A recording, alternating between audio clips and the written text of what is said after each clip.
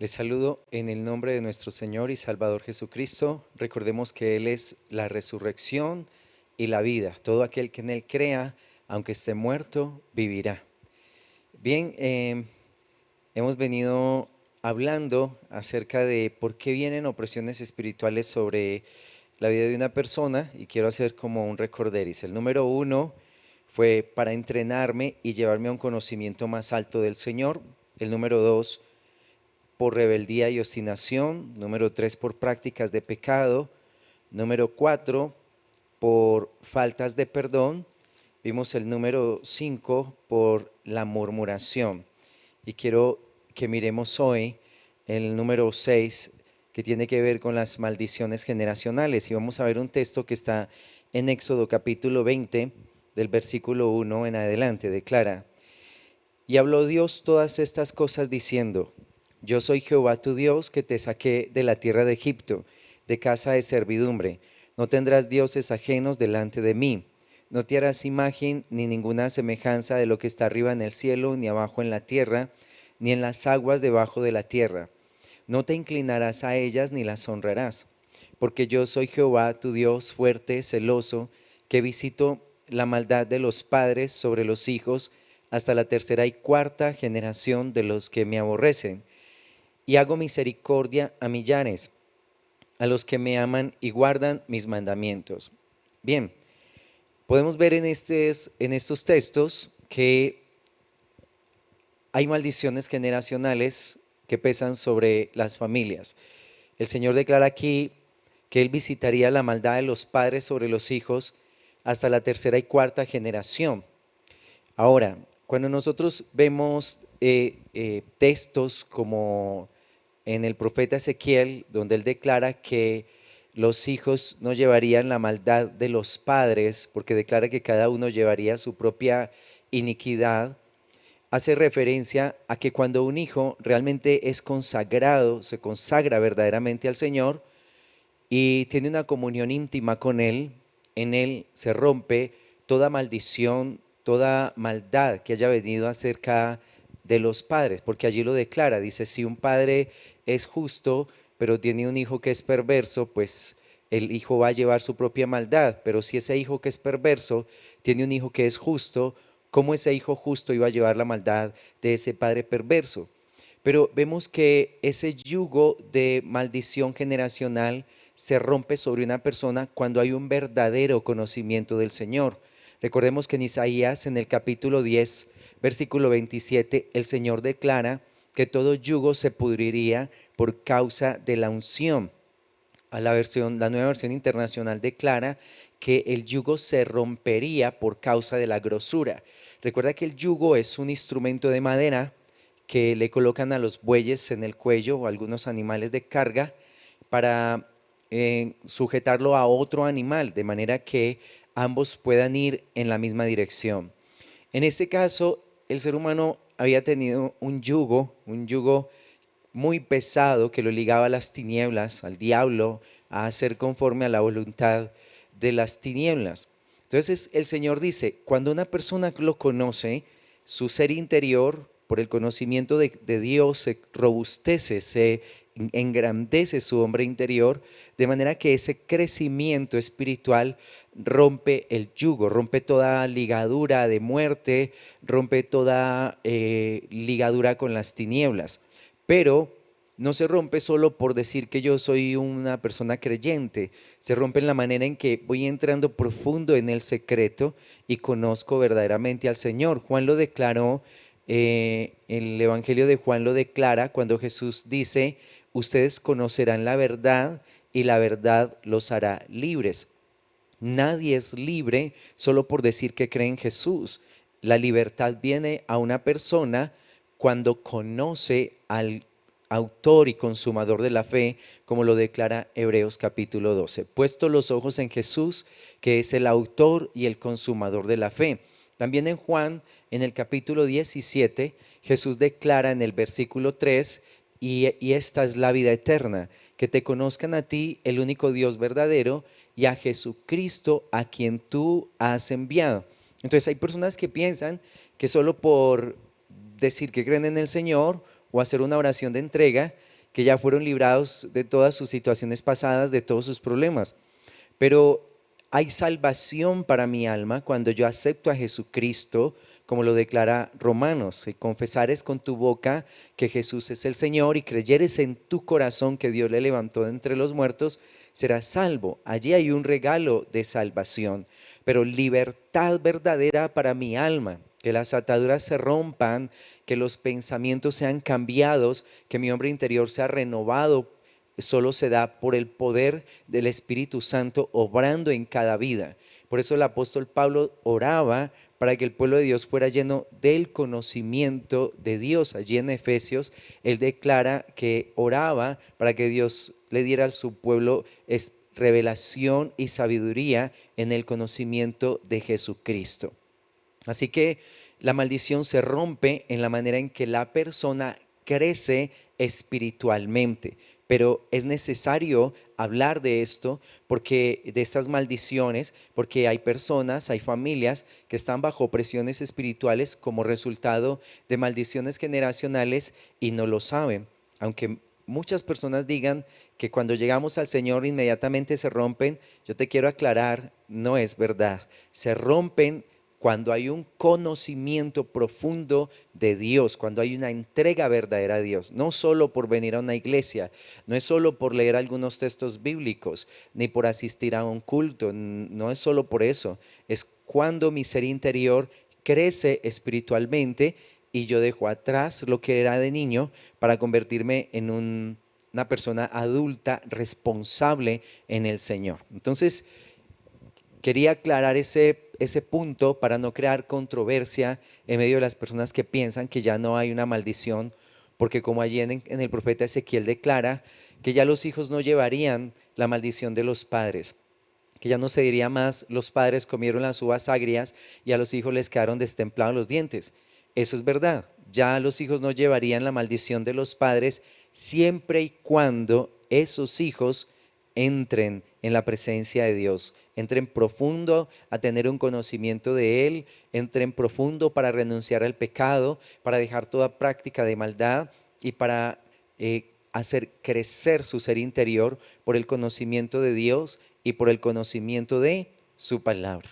Muy bien, entonces vamos a mencionar en segunda de Samuel, capítulo 12, cómo vienen esas maldiciones sobre las personas y en este caso, en este texto de Samuel vamos a mencionar una maldición de muerte, de violencia. Vamos a mirar allí del capítulo 12 del versículo 9 al 12, declara: ¿Por qué pues tuviste en poco la palabra de Jehová, haciendo lo malo delante de sus ojos?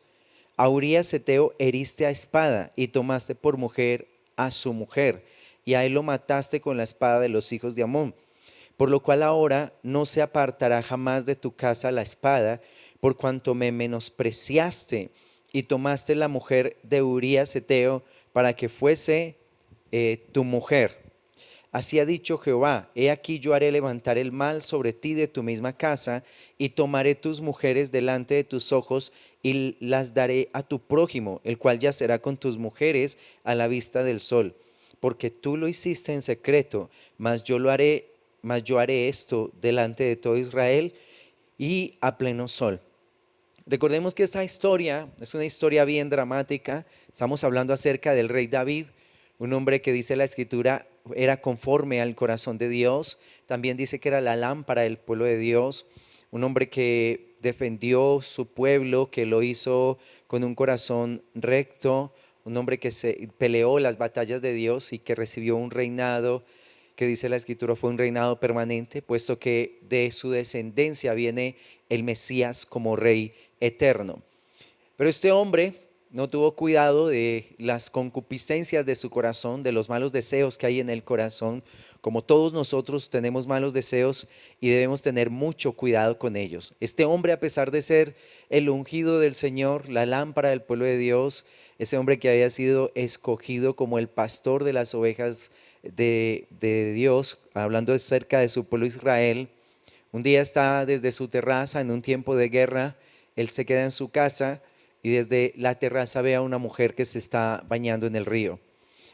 La vio tan hermosa que la mandó a llamar, se acostó con ella, ella queda embarazada, su esposo está en la guerra. La mujer le avisa a David, estoy embarazada, y él manda a traer el esposo de ella, Urías, de la guerra, para que Urías se acostara con ella y así se pensara que ese hijo era de Urías. Finalmente, Urías no quiso acostarse con su esposa. Él dijo, yo soy fiel al reino, yo soy fiel al rey, mis hombres están en la guerra, ¿cómo es posible que mientras ellos están peleando yo voy a tener intimidad con mi esposa? De ninguna manera. Así que David, en medio de su confrontación, en medio de su problema, lo que hace es que manda a matar a Urías, lo pone en lo más recio de la batalla para que muriera en manos de sus enemigos. El asunto quedó así, Urías muere en la guerra, Betsabé cumple sus días de luto, David la llama, la hace su esposa y nace su hijo. Y el asunto había estado encubierto. Durante esos días que David guardó silencio, enfermó, como lo declaran los dos salmos que él relata la historia. Él dice que mientras cayó se envejecieron sus huesos, perdió fuerza con Dios, perdió comunión con el Señor, porque así es el pecado. El pecado nos aparta de Dios, las concupiscencias de nuestros corazones nos alejan de nuestro Señor, de nuestro Creador, y terminan trayendo como una gran enemistad entre Dios y nosotros. Pero mira lo que son los pecados, cómo enturbian la mente, cómo nos ciegan el entendimiento. Y finalmente David, al acostarse con esta mujer y mandar a matar a este hombre, no entendía realmente lo grave, lo serio del asunto. Y se levanta un profeta, el profeta Natán, que viene y exhorta a David y le declara esto: por cuanto tú mataste a Urías con la espada de sus enemigos, ahora no se apartará, declara ahí el versículo 10, por lo cual ahora no se apartará jamás de tu casa la espada, por cuanto me menospreciaste y tomaste la mujer de Urías Eteo para que fuese tu mujer. El Señor le da una sentencia, le declara: a partir de este tiempo, la espada nunca se va a apartar de tu casa. Así que viene sobre este hombre una maldición y sobre sus hijos. Más adelante uno de sus propios hijos viola a una de sus hermanas y el hermano de esta mujer 2 años después lo mata, y a partir de ese momento empieza una historia de sangre y muerte. Así que en familias, cuando hubo en el pasado muertes violentas, muertes injustas, cuando se derramó sangre inocente, esa sangre empieza a reclamar justicia. Y esa maldición empieza a tomar a los integrantes de una familia, a menos de que uno de esa familia se ponga en la brecha delante de Dios hasta averiguar el porqué de esa maldición sobre su vida. Recuerda que aún en los días de Samuel vino un tiempo de hambre, en los días de David, siendo él ya rey, viene un tiempo de hambre, 3 años de sequía sobre la tierra. Y cuando David pregunta al Señor qué es lo que está sucediendo, el Señor le dice, es por causa de los Gabaonitas. Cuando Josué fue a entrar a la tierra prometida, los Gabaonitas vinieron a él haciendo pacto con Josué, y Josué les juró que no les iba a hacer daño. Pasan los años, más de 300 años, 300 años, 350 años más o menos después, se levanta Saúl y mata a unos gabaonitas en su celo por exterminar a todos los extranjeros de la tierra de Israel. Muere el rey Saúl y se levanta el rey David. Y en los días de David vino esa sequía, esa hambre, y era porque Saúl había incumplido un juramento que se le había hecho a los gabaonitas. Había matado sangre, había matado gente derramando sangre inocente. Por tanto, la maldición vino sobre toda una nación, porque ellos como nación 350 años atrás les habían jurado no hacerles daño. Así que mira que hay consecuencias de nuestros actos, consecuencias que pesan sobre nosotros y también consecuencias que pesan sobre nuestros hijos. En este caso, al derramar sangre inocente, al hacerlo de la manera en que lo hizo David, vino una maldición de muerte y de violencia sobre la casa de David hasta el día de hoy. También hay maldiciones generacionales que vienen en el área sexual. Y yo quiero mostrarte allí en Ruth, aquí atrásito de Samuel, hay una descendencia que nos muestra cómo es afectada el área sexual en nosotros. En Ruth, en el capítulo 4, en el versículo 18, declara hasta el versículo 22. Dice, estas son las generaciones de Farés. Farés engendró a Esrón, Esrón engendró a Ram, y Ram engendró a Aminadab. Aminadab engendró a Nazón, y Nazón engendró a Salmón. Salmón engendró a Boz, Boz engendró a Obed, Obed engendró a Isaí, e Isaí engendró a David. En el versículo 21 menciona a Salmón y dice que Salmón engendró a Boz. Este Boz es el que se está contrayendo matrimonio con Ruth, pero este Salmón engendró a Boz de una mujer que se llama Rahab. Cuando Josué entró a Jericó para destruirla, días antes, una mujer allí que era ramera, que se llamaba Rahab, había ayudado a los espías de Josué, los había escondido para que no los mataran. Y ellos le juraron que ellos iban a perdonar su casa, iban a perdonar la vida de Rahab y de su familia. Cuando Josué destruyó Jericó, Rahab se salvó y ella se quedó a vivir en medio de los israelitas y finalmente fue mujer de este hombre, de Salmón. Mira lo especial de las descendencias.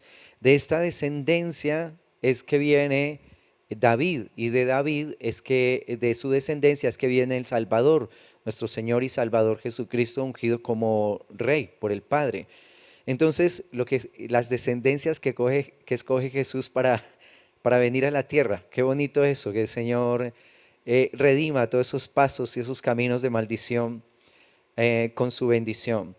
Pero Rahab ocupaba un lugar allí en Jericó, y en Jericó ella era una mujer ramera, una sacerdotisa, y la prostitución que ella ejercía era una prostitución religiosa. Los hombres venían y tenían sexo con ella pensando que de esa manera iban a tener suerte, que sus tierras iban a ser bendecidas.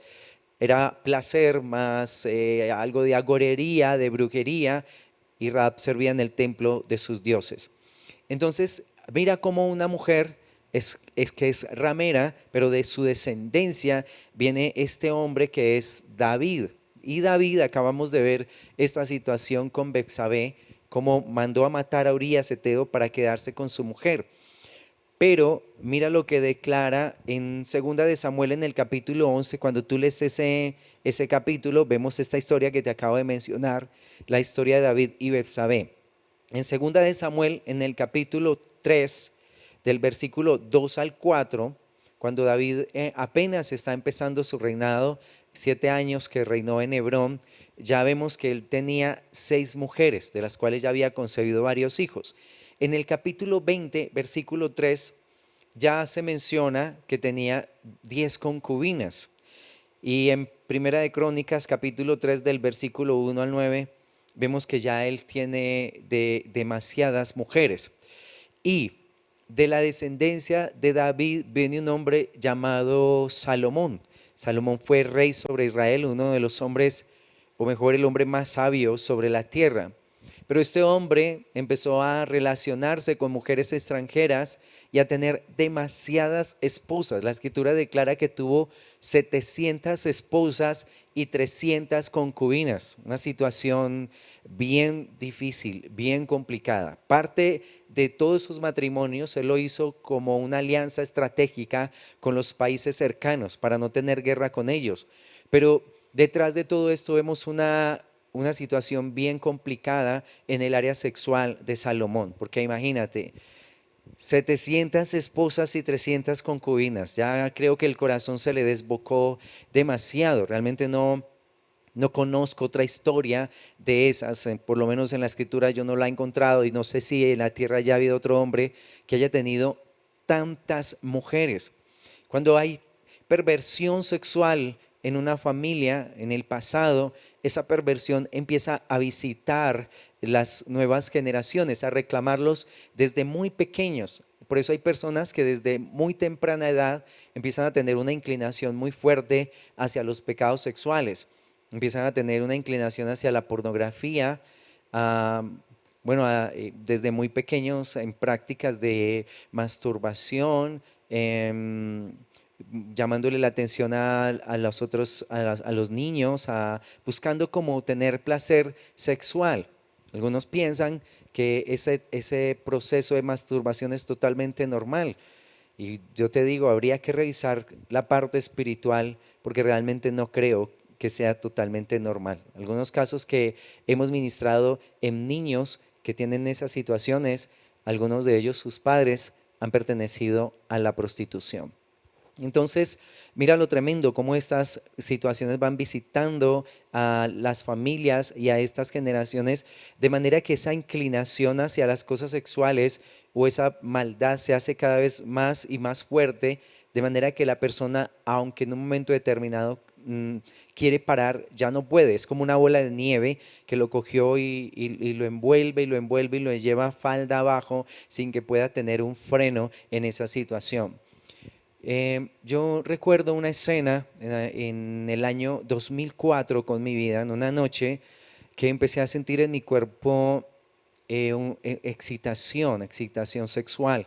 En una noche me sentía tan oprimido en ese sentido, pero era una opresión sexual diferente, o sea, se sentía tan fuerte que era casi como que dolorosa, me dolía la piel, como si la piel se me fuera a resquebrajar. Era algo tan fuerte, una opresión tan tremenda sobre mi vida.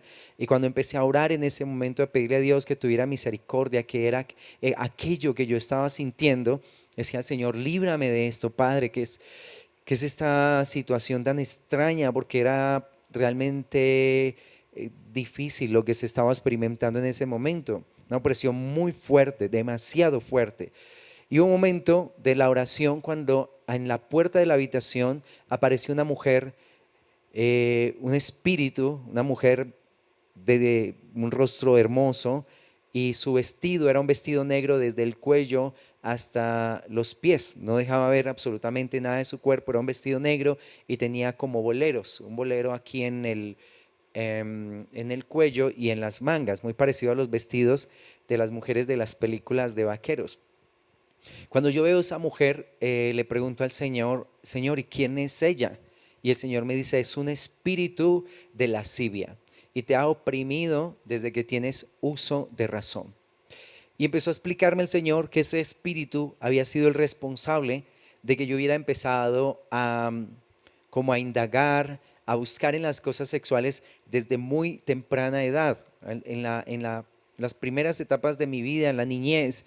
Empezamos a tener juegos sexuales con niñas, con niños. Empecé a tener problemas con la pornografía como a los 8 años. Imagínate un niño de 8 años ya con revistas pornográficas en sus manos. A los 13 años ya tenía toda una colección de revistas de porno.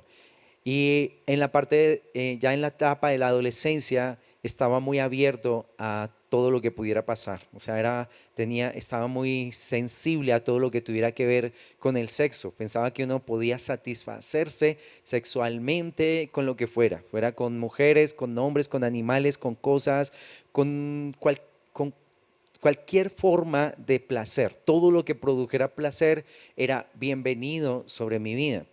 Así que tenía grandes perturbaciones en la mente, en mi cuerpo, tenía una gran dificultad para relacionarme con las personas alrededor, puesto que no las podía ver de una manera pura.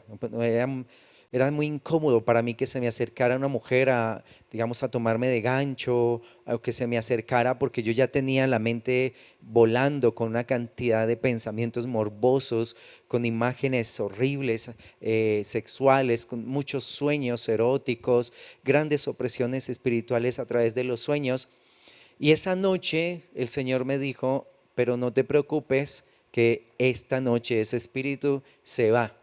Tú no te imaginas el descanso tan grande que yo experimenté en mi vida cuando esa opresión demoníaca desapareció. O sea, fue un gran descanso para mí, una gran lucha, una guerra que había sostenido durante ya varios años de vida espiritual, eh, con con todos estos pensamientos y grandes luchas en mi corazón. Gracias a Dios, pues en lo que llevo con Él, en lo que llevo de casado, Dios siempre ha guardado mi caminar, pero mira las guerras tan grandes que se pueden desatar en el pensamiento, que llegan a ser tan perturbadoras, trae un sentimiento tan agobiante, uno no se siente en paz, no se siente tranquilo, se siente culpable por todas estas cosas. Pero esa noche el Señor trajo libertad a mi vida de ese espíritu y el Señor me dijo, y es un espíritu que te ha oprimido desde tu niñez y que viene de atrás y que oprimió a tu familia también. Mi familia vivió grandes opresiones espirituales, muchos pecados sexuales en mi generación. Así que vemos que estas situaciones, estas maldiciones pueden visitar a una familia también en el área sexual. La primera que vimos es de muerte y violencia. Esta segunda tiene que ver con el área sexual. También hay opresiones demoníacas generacionales que tienen que ver con nuestra salud. Y vamos a mirar en Segunda de Reyes, en el capítulo 5. Hay enfermedades que están presentes en las familias y que pasan de generación en generación. En el capítulo 5 de Segunda de Reyes, en el versículo 25 y 27, dice, y él entró y se puso delante de su señor, y Eliseo le dijo, ¿de dónde vienes, Giezi? Y él le dijo, tu siervo no ha ido a ninguna parte. Él entonces le dijo, no estaba también allí mi corazón cuando el hombre volvió de su carro a recibirte. Es tiempo de tomar plata y de tomar vestidos, olivares, viñas, ovejas, bueyes, siervos y siervas. Por tanto, la lepra de Naamán se te pegará a ti y a tu descendencia para siempre. Y salió de delante de él leproso, blanco como la nieve.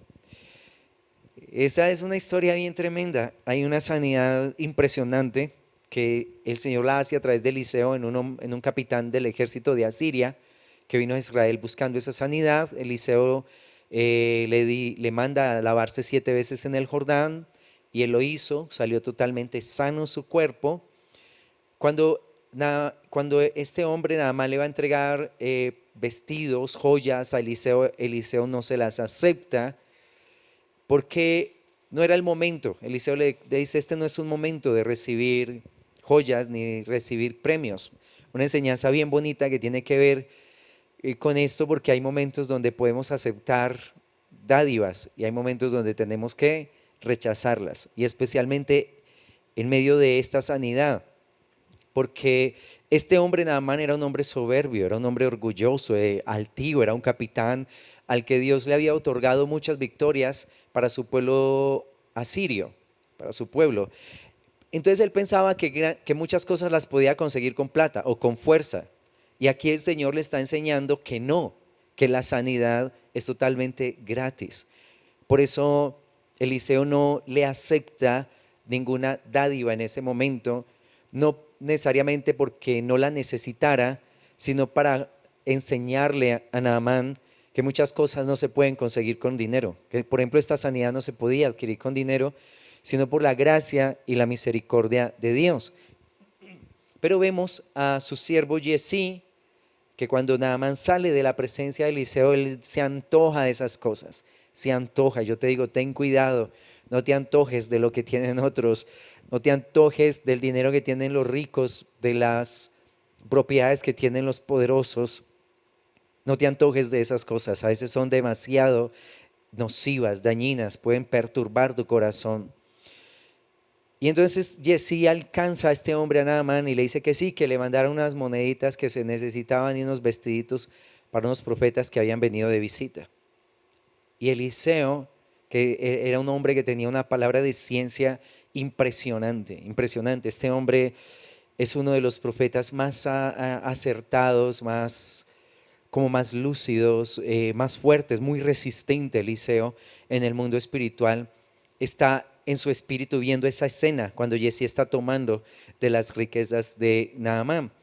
Y cuando Giezi viene ante Eliseo, se presenta esta escena y Eliseo le dice, la lepra de Naamán se te pegará a ti, ¿sí? Por ambicioso, por necio, por desobediente, por incumplir el mandato de Dios, por levantarse sobre las autoridades que Dios ha puesto y por hacer lo que se le dio la quiera, por hacer lo que se le dio la quiera. Hay movimientos en el mundo del espíritu que los tenemos que dar muy suaves en el Señor. Recuerda lo que te dije en alguna otra enseñanza, despacito con el Señor, sin brusquedad, preguntando, teniendo dirección de parte suya para que no nos metamos en problemas. Aquí declara que no solamente Yesí va a tener lepra, sino que su descendencia. ¿Por cuánto tiempo? Para siempre. Y dice, y salió de delante del leproso blanco como la nieve.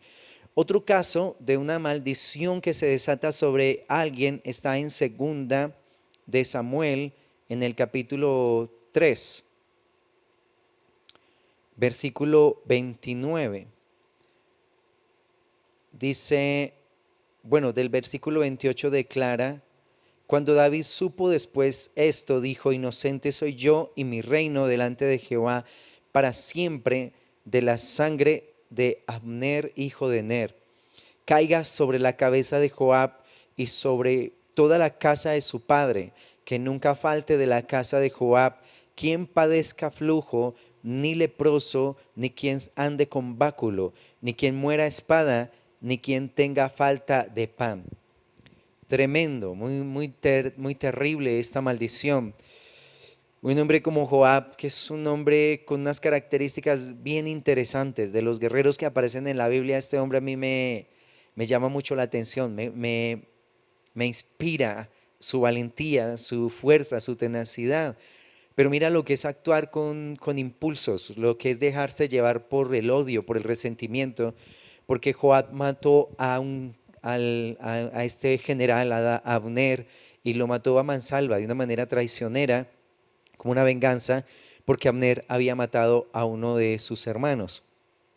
Pero cuando él hace esto y derrama esa sangre, así de esta manera, recae sobre él una maldición. Y la maldición es que en su familia siempre iba a haber personas que padecieran, mujeres que padecieran flujos de sangre, personas que tuvieran cojera, personas que iban a ser leprosas, y también iba a haber una maldición de violencia y de hambre.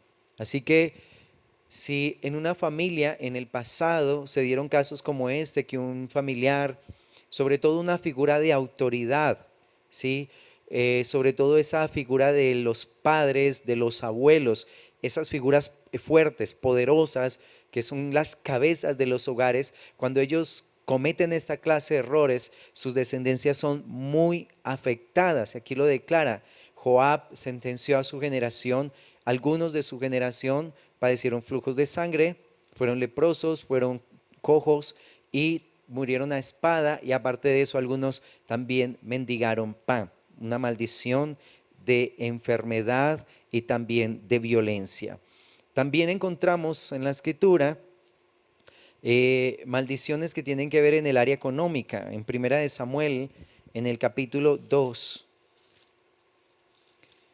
Este tema es bien interesante, es de orarlo y de pedirle a Dios revelación, que el Señor nos muestre. Creo que cuando damos estas enseñanzas, como que estimulamos a las personas a averiguar un poco acerca de esto. Yo te quiero dar un consejo. Si este tema está tocando tu vida, lo que vas a hacer es que le vas a pedir a Dios que te muestre, pero no indagues por ti mismo cosas. Lo que te sugiero es que le preguntes a Dios, y el Señor va a empezar a contarte situaciones. Él te va a rodear de personas que te van a transmitir información, sin que tú te vuelvas un detective, sin que te vuelvas alguien que empieza como a escarbar en el pasado, porque no es el propósito de estas enseñanzas. No se trata de que tú te vayas a escarbar en el pasado a ver quién hizo algo malo y por qué yo ahorita no puedo conseguir trabajo. No, no hagas eso. Recuerda, vas al secreto, ora, ayuna, haz vigilias y pregúntale a Dios el por qué tú estás viviendo situaciones difíciles, complicadas, y Dios te va a traer una revelación, ¿sí? Cuando Dios te empiece a charlar, entonces ahí es donde tú tomas acción en el asunto, pero no escarbes por ti mismo, porque cuando estas cosas las hacemos en la carne, el diablo aprovecha y puede enviar espíritus de engaño que nos pueden desviar del camino del Señor y nos llevan a estar perturbados, a preguntar cosas que no debemos preguntar, de pronto a hacer reclamos, a culpar a personas. O sea, son muchos los puntos negativos que el enemigo puede traer sobre una vida cuando empezamos estos procesos sin Dios. Todo proceso de restauración, de sanidad, tiene que ser dirigido por el Espíritu Santo para que no nos hagamos daño y no le hagamos daño a las personas a nuestro alrededor. Muy bien, entonces vamos a mirar allí en 2 de Samuel en el capítulo 3, versículo 29 declara: porque habéis hollado mis sacrificios, ¿por qué habéis hollado mis sacrificios y mis ofrendas que yo mandé ofrecer en el tabernáculo? Y has honrado a tus hijos más que a mí, engordándoos de lo principal de todas las ofrendas de mi pueblo Israel. Por tanto, Jehová el Dios de Israel dice: yo había dicho que tu casa y la casa de tu padre andarían delante de mí perpetuamente. Mas ahora ha dicho Jehová: nunca yo tal haga, porque yo honraré a los que me honran, y los que me desprecian serán tenidos en poco. Y aquí vienen días en que cortaré tu brazo y el brazo de la casa de tu padre, de modo que no haya anciano en tu casa. Verás tu casa humillada, mientras Dios colma de bienes a Israel, y en ningún tiempo habrá anciano en tu casa.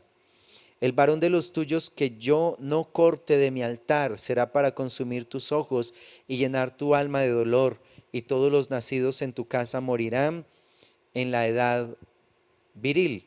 Y te será por señal esto, que acontecerá a tus dos hijos, Ofni y Finés, ambos morirán en un día. Yo me suscitaré un sacerdote fiel que haga conforme a mi corazón y a mi alma, y yo le edificaré casa firme, y andará delante de mi ungido todos los días.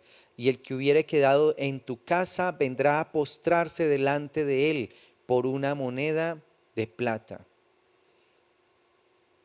y un bocado de pan, diciéndole: te ruego que me agregues alguno de los ministerios para que pueda comer un bocado de pan.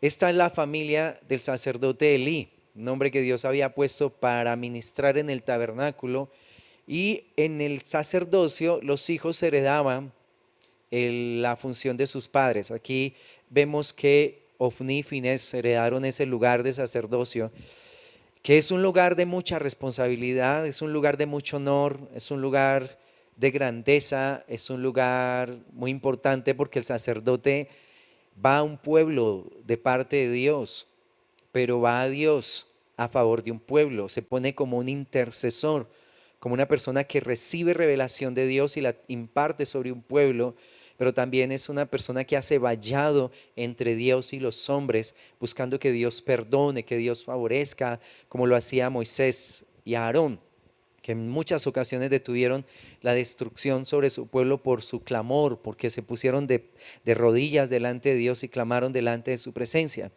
Pero cuando no sabemos asumir esos papeles, traemos mucha maldición sobre nosotros y sobre nuestra casa. En este caso, Ofni y Finés, como aparte de ejercer el sacerdocio, ellos eran los jueces sobre Israel, extorsionaban a la gente, favorecían a los más poderosos y quitaban el derecho a los débiles, se acostaban con mujeres a la entrada del tabernáculo, practicando así el adulterio, y de las ofrendas que se traían a Dios, ellos tomaban gran parte de esas ofrendas, así que no permitían que la ofrenda se quemara totalmente delante de Dios, hollando así los sacrificios, porque recuerda que esos sacrificios representaban al Mesías, al Cristo. Si un sacerdote no imparte bien una verdad espiritual, va a conducir a un pueblo a un engaño, a una falsedad, le va a enseñar a deshonrar a Dios, a hacer las cosas con mediocridad, a no darle un lugar de excelencia al Señor en sus corazones. Es la función de los sacerdotes, de nosotros los siervos de Dios. La gente siempre va a estar mirando a su líder, y como sea su líder, eso le va a impartir un conocimiento o una ignorancia de Dios en el corazón. Así que cómo nosotros desempeñamos este papel es muy importante para que la gente sea conducida, como dice el Salmo 23, a lugares delicados, de pastos delicados, a aguas de reposo. Nuestro carácter como liderazgo tiene que ser renovado, transformado por el poder del Espíritu de Dios para que podamos ser instrumentos de bendición y no de maldición.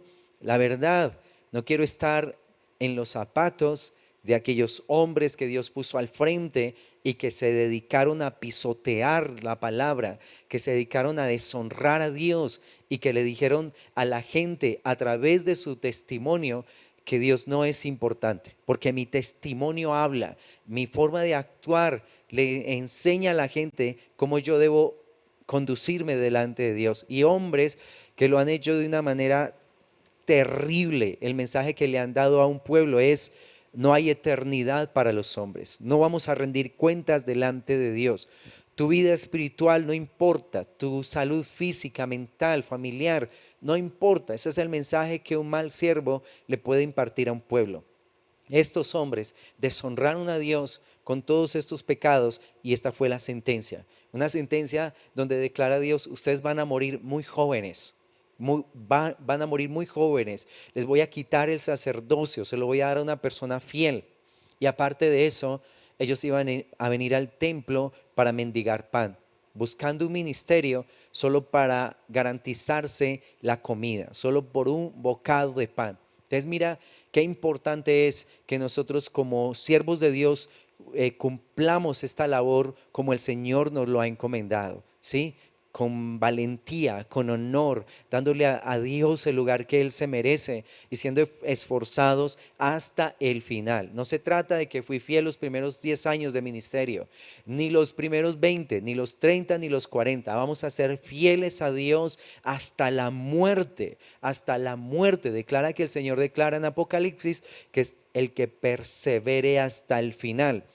Yo he conocido casos, he escuchado testimonios de ministerios que han caído en pecados después de 50 años de ministerio. Personas que se esforzaron, que pelearon batallas importantes en el Señor y que después de muchos años, ya imagínate, una etapa adulta, empezar a deshonrar a Dios y a caer en pecados sexuales. Cosas no definidas en el corazón, cosas no aclaradas delante del trono de Dios que me hacen muy vulnerable a cualquier clase de pecado. Recuerda que el hombre puede caer en pecado hasta los últimos días de su vida, aún muriendo podría estar pecando.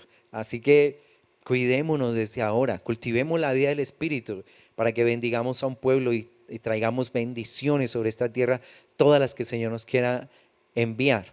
Entonces vemos que vino una maldición económica sobre ellos. También hay una maldición generacional que pesa sobre la gente por derramar sangre inocente. Este lo vimos hace un momento en 2 Samuel capítulo 3 del 27 al 29, cuando Joab mata a este general Abner, ¿sí? Y provoca así que su generación entrara en calamidades, como lo vimos hace un momento. Muchas calamidades, su salud, su economía y también una generación que iba a morir violentamente. Recuerda que en Génesis capítulo 4, cuando Caín mató a Abel, cuando Dios habla con Caín, le pregunta: ¿dónde está tu hermano Abel? Y él responde con mucha soberbia: no sé, a mí nadie me ha puesto a cuidar a mi hermano, le dice Caín. Y el Señor le dice: la sangre de tu hermano Abel clama a mí desde la tierra. O sea, esa sangre inocente derramada levanta un clamor, esas almas levantan un clamor, como lo declara Apocalipsis, que todas esas almas que habían sido decapitadas, que habían sido perseguidas, que habían muerto por causa del Evangelio, levantaban un clamor delante del trono de Dios diciendo: ¿hasta cuándo no vengarás nuestra sangre en los moradores de la tierra?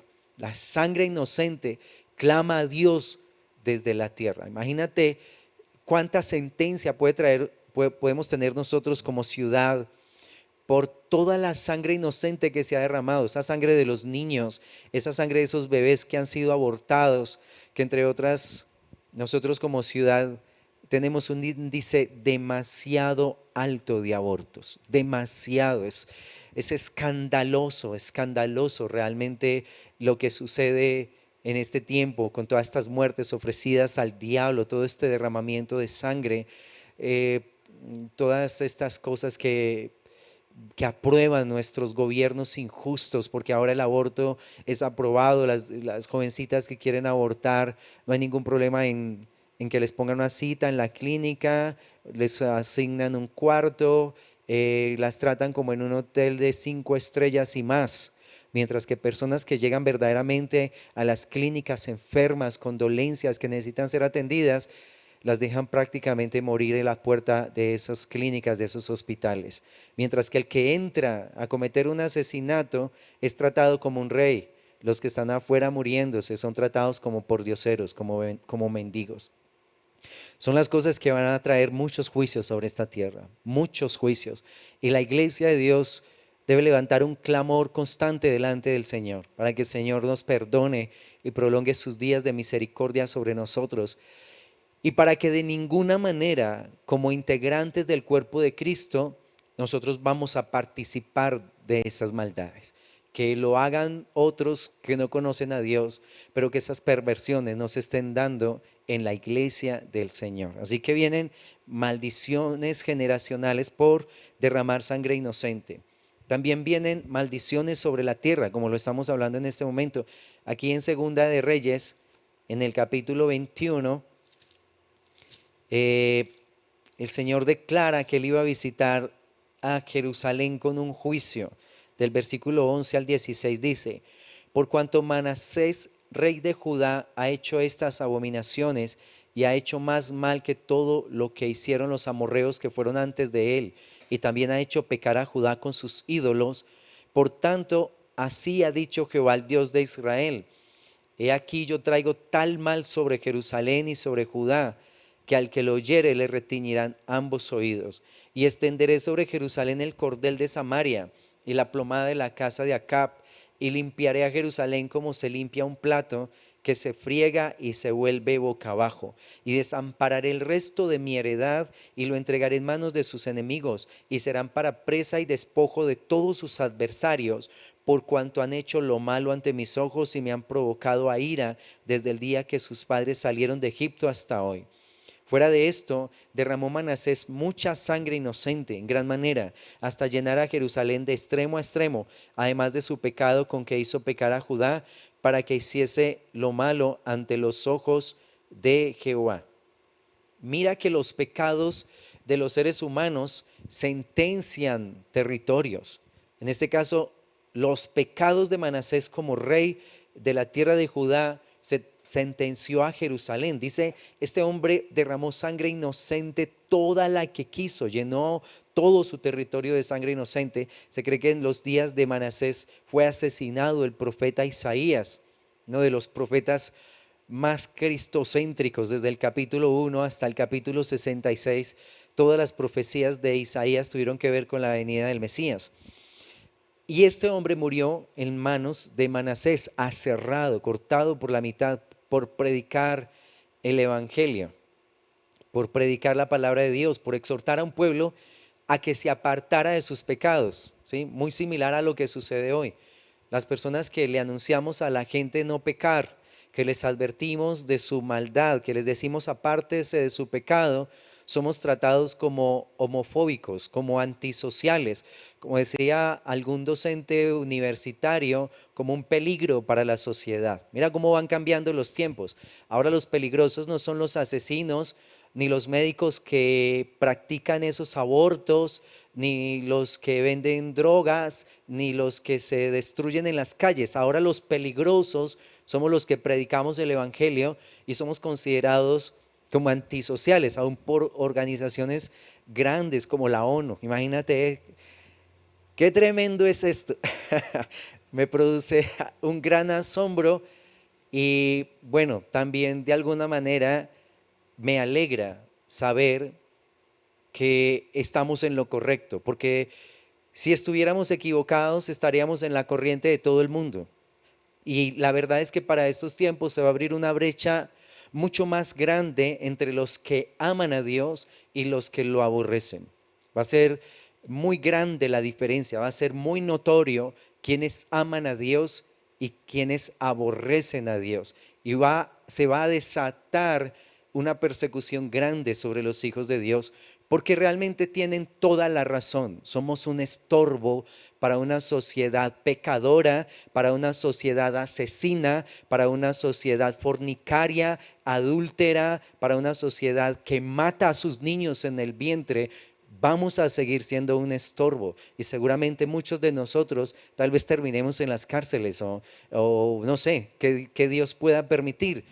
Pero va a haber un momento que de tal presión, por eso es que la escritura declara que Cristo viene por la iglesia. El Señor va a haber un momento donde va a levantar a su pueblo y se lo va a llevar de esta tierra infame, porque la tierra cada día es menos apta para humanos. Yo digo, la tierra no es apta para humanos. Tremendo.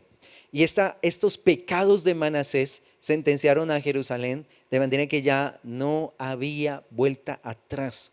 Lo único que pudo frenar un poco estos juicios fue un jovencito que se levantó, el rey Josías, que empezó a reinar a los 8 años y cuando tenía 12 años recorrió la tierra quitando toda la idolatría de su pueblo. Y a los 17 años celebró una Pascua como no se había celebrado en el pueblo de Israel.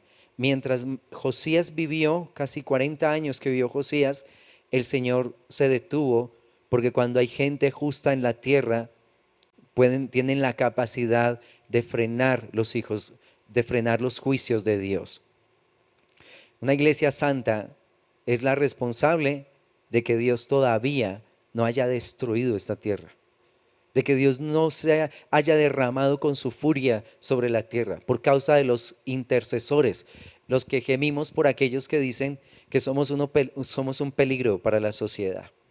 Entonces, mira todas estas maldiciones y esta maldición que pesaba sobre esta tierra realmente se llevó a cabo aquí en el versículo del 15 al 17 del capítulo 22, declara, de ahí en Segunda de Reyes, dice: y ella les dijo, así ha dicho Jehová, el Dios de Israel, decida al varón que os envió a mí. Así ha dicho Jehová, he aquí yo traigo sobre este lugar y sobre los que en él moran todo el mal del que habla este libro que ha leído el rey de Judá. Por cuanto me dejaron a mí y quemaron incienso a dioses ajenos, provocándome a ira con toda la obra de sus manos. Mi ira se ha encendido contra este lugar y no se apagará. O sea, ya era un juicio irrevocable. Ya en el capítulo 24 vemos cómo Nabucodonosor vino y arrasó con Jerusalén. Entonces, este es el tema que traía para el día de hoy, el tema de las maldiciones generacionales. Nos tomamos pues toda la enseñanza en esto. Es importante analizar estos textos, estúdialos, ora a Dios, pídele revelación y recuerda mi consejo. No te des a la tarea de ser un investigador privado, de ir a tu pasado a escudriñar cosas, a escarbar. Este tema tiene que ser dirigido por el Dios en el trono. Tú vas al trono, le preguntas al Padre por qué tú estás enfermo, por qué tienes falta de dinero, por qué tu economía está devastada, por qué tienes esa inclinación tan impresionante hacia los pecados sexuales, porque en tu familia han habido muertes, la mayoría de muertes han sido violentas, porque en tu familia hay tantos suicidios, porque estas enfermedades. Bueno, tú le vas a preguntar a Dios y te vas a dejar conducir por Dios, porque tal vez puede ser que esté pesando sobre tu vida, sobre tu casa, una maldición generacional. Y como te digo, se rompen por el conocimiento de la verdad, como lo declaró Jesús. Ustedes conocerán la verdad y la verdad os hará libres. Y el apóstol Pablo declara en una de sus cartas que cuando yo era niño hablaba como niño, actuaba como niño, pero cuando voy madurando ya mi comportamiento es diferente. O sea, en la vida espiritual obtenemos salvación inmediata a través de Jesús, pero el crecimiento, la vitalidad, la fuerza interior dependen de mi entrega y de lo que yo escudriñe en Dios, de mi entrega a Dios, ¿sí? Para que podamos entender mejor estos temas. Te bendigo en el nombre de Cristo Jesús. Recuerda que estamos para ayudarte. Si necesitas alguna dirección con estos temas, pues ya sabes los teléfonos que aparecen en los en vivos del Pastor Julián. Ahí en los teléfonos tú puedes llamar si necesitas ayuda, si necesitas oración, si quieres que visitemos tu hogar para hacer oraciones específicas. Allí vamos a estar, es con muchísimo gusto. Te vamos a ayudar con tus cosas, siempre y cuando el Señor nos dé toda esa fuerza que necesitamos. Te bendigo en Cristo Jesús y te deseo muchas y muchas bendiciones.